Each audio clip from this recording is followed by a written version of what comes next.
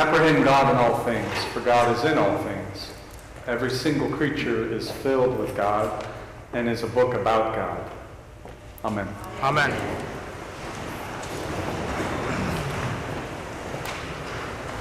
So in here, while you're sitting in here, we're allowed to say Merry Christmas. But once you leave here, don't do it. Because you will be labeled weird.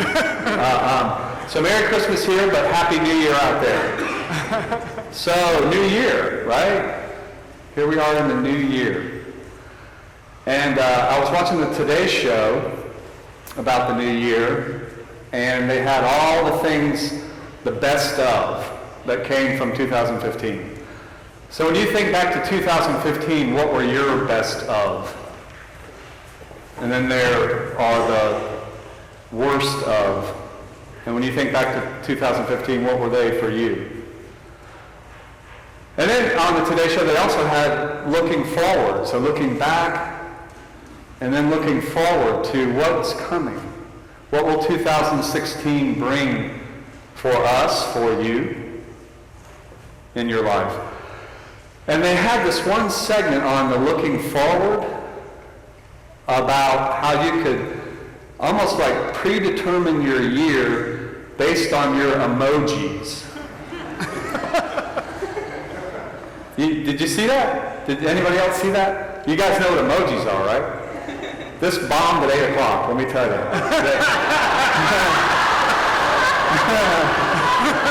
They had no idea what emoji was.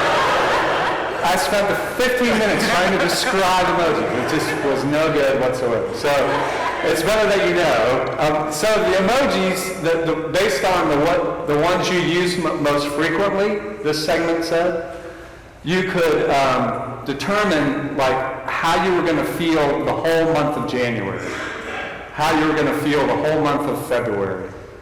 By emojis, your whole year, just mapped out for you by emoji. I'm not going with that. What it got me thinking of, though, was if you can do that with emojis, what about our spiritual lives? What about our faith? What does it have to say to us for 2016? Is it any help to us? And for me it is, because today's gospel gets right at it, at least for me, for 2016 and what I hope for in 2016. Did you hear it in the gospel? Because it'd be easy to miss. So let me read it to you, at least the way I heard it. And this is something, like I said, I hope for this for myself, but I hope for this for you as well. And maybe you'll want it too once I get finished. Here's what it says in the gospel. And Jesus increased in wisdom and in years and in divine and human favor. Wouldn't that be a good 2016 if we inserted your name or my name in the place of Jesus' name? So then it would read, and Thom increased in wisdom and in years and in divine and human favor. And Josh and Chris and Ross and Patty and whoever else increased in wisdom. And it all starts with that, increasing in wisdom. Increasing in wisdom. Now, wisdom, that's a hard thing to describe. We were talking about it downstairs. It's hard to describe what wisdom is. What I can tell you for sure is that it's more than simply gathering information. You can't get wisdom from Google. You can get a lot of information from Google, but you can't get wisdom from Google. And wisdom is more than simply having a keen intellect. It's more than just knowing things. It's deeper than that. Wisdom is more than head knowledge. And I wrote this down so I wouldn't forget it. You see, we don't think our ways into wisdom. We don't think our way into wisdom. We live into wisdom. We live into wisdom. by conscious participation in and with life and all that life brings. So wisdom is about relationship with self, with God, with life, with others. Wisdom is a deep, deep, deep thing. Jesus not only increased in wisdom, I would say, Jesus became a teacher of wisdom. He taught people wisdom, and he used wisdom in order to help people live life, and live life well.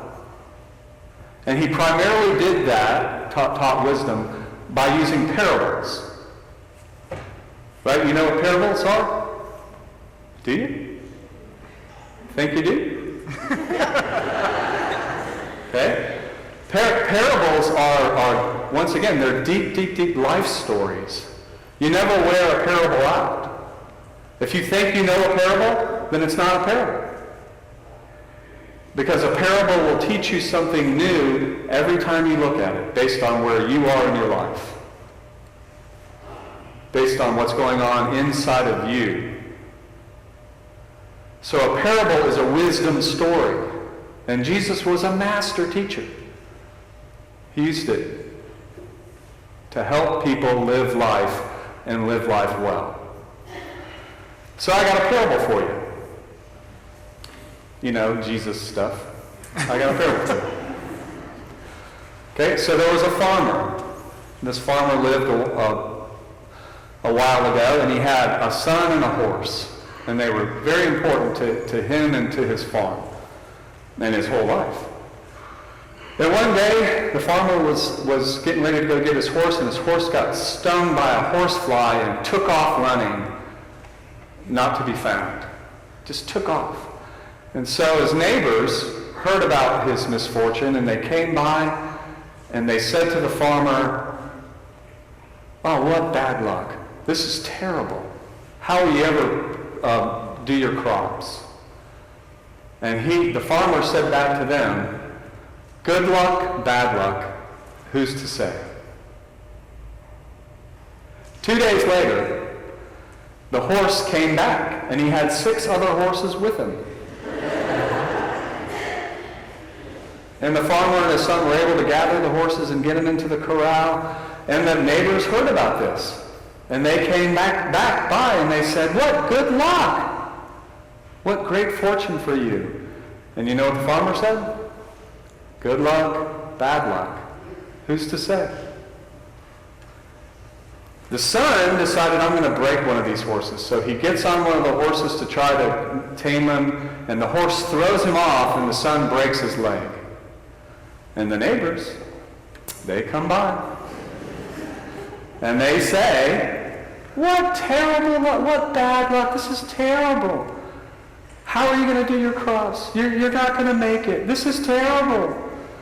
And what does the farmer say? "Good luck, bad luck. Who's to say?" So then there's a war going on in the land, and the army comes by the village, taking all the able-bodied young men into the army to go fight in the war. But the son doesn't have to go because his leg is broken. And on it goes. And that's life, right?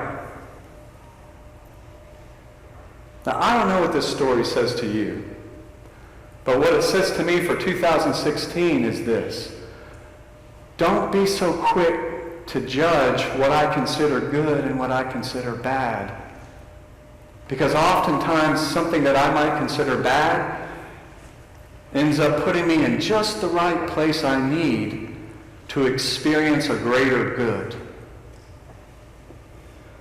So something that I consider bad, like losing something valuable or an injury, ends up putting me in just the right place so I can experience a greater good in life. The story says to me, stay open to life. Don't let it close you down, because you don't know what's coming next, and you're not alone. I want you to think about it for a second. Think about your life. Go back into 2015. And think about the hard things that you've had to go through and the good things. You got them in your mind? Something? One thing maybe? Maybe something you thought you could never get through. You got it? And now think, here you are today, right now. You made it through to here today.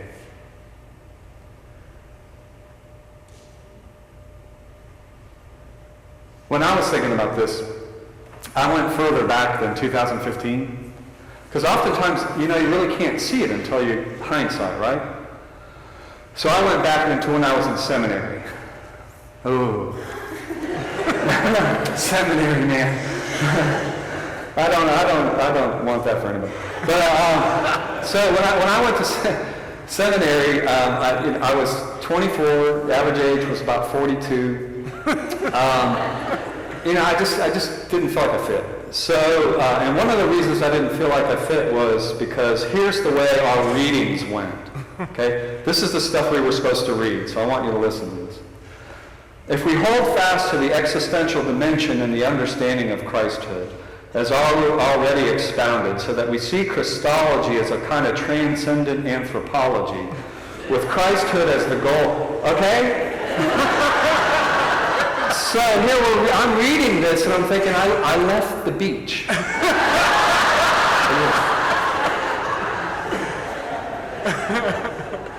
What was I thinking? Right? So I was struggling with this, but there was basketball. We had a group of guys that who could play or kind of play, and we would play every week. We would go play basketball, and it was great. It was a great relief. I probably should have been reading, but I was playing basketball, and I thought, well, at least there's basketball. And then we were playing one day, and I went up, got a rebound, and I came down on somebody's foot, and I tore the ligaments in my ankle. Bad luck. Right? But you know what it did? It made me sick. It forced me to read this. And because it forced me to read this, I was able to make it through seminary. One of the ways. And on, and on, and on it goes. So my hope for you, for us, this 2016, is that we just recognize there'll be things that come that we love, and there'll be things that come that are hard. And that we stay open to life and realize that wisdom teaches us. Wisdom teaches us, stay open. Because you don't know what's coming next. And you're not alone. Amen.